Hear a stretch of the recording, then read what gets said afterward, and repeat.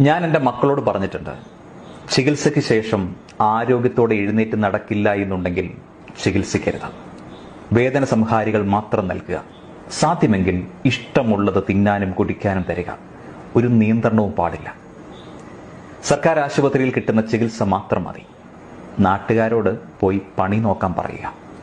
സ്വകാര്യ ആശുപത്രികൾക്ക് കൊള്ളയടിക്കാൻ അവസരം നൽകി കുടുംബം കുളം തോണ്ടരുത്. മരണം പ്രകൃതി നിയമമാണ്. അതിൽ പ്രത്യേകിച്ച് വിഷമിക്കാൻ ഒന്നുമില്ല. എല്ലാം ഒരു മായയാണ്. വൃദ്ധരെ ICUവിൽ കിടത്തി കുടുംബത്തെ കൊള്ളയടിക്കാൻ വൈദ്യ സമൂഹത്തെ അനുവദിക്കരുത്. മരിക്കാൻ ലക്ഷക്കണക്കിന് രൂപയുടെ ചെലവാണിപ്പോൾ. വാർദ്ധക്യം കൊണ്ട് ജീർണിച്ച ശരീരം ജീവിതം മതി എന്ന അടയാളം കാട്ടുമ്പോഴും വിധിയല്ല. ആഹാരം അടിച്ചു കലക്കി മൂക്കിൻ കുഴലുകൾ ഇറക്കി ഉള്ളിലേക്ക് അങ്ങ് ചെലുത്തും.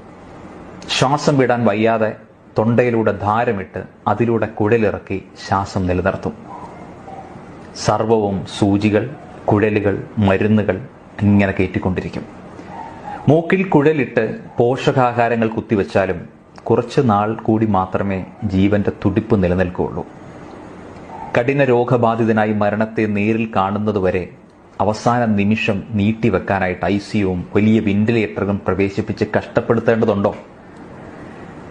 രക്ഷയില്ലെന്ന് കണ്ടാൽ സമാധാനമായി പോകാൻ അനുവദിക്കുകയല്ലേ വേണ്ടത്. Download ShareChat.